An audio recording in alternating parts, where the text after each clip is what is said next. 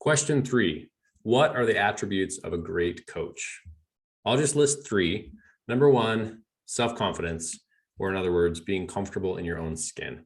I think it's really important for you to have a pretty strong sense of self. Does not mean you need to be an extrovert or a certain personality type, but just being comfortable with who you are and confident in the experience that you've had that you'll be leveraging in coaching other leaders.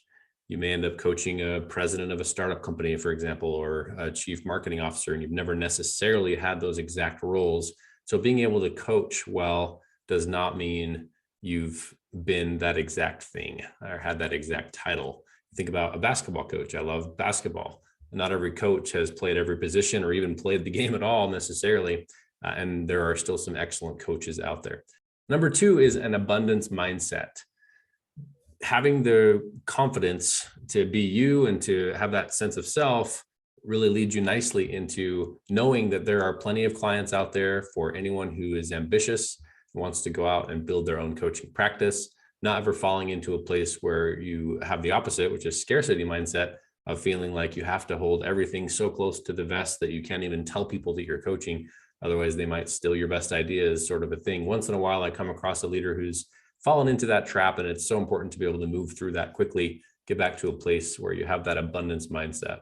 And number 3 is certainly the most practical and just so key, which is organization. Staying organized is vital. As you get into coaching more than just a couple clients at a time, it's going to be very critical for you to know exactly what you shared, what you didn't share, what tools you used and didn't use with a certain client. Again, once you get past kind of that 4 to 6 concurrent client mark, it's hard to keep track and it's hard to remember exactly what was discussed.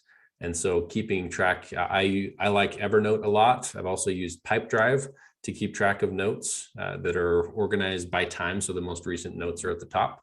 And I find it really useful. It only takes me 3 to 5 minutes before a session begins to hop into the notes, take a look real quick of what we discussed just to refresh my memory so that coming into it, I know exactly what I'm following up on, what action items were committed to previously, and being able to start with those to keep the strong momentum from one session to the next.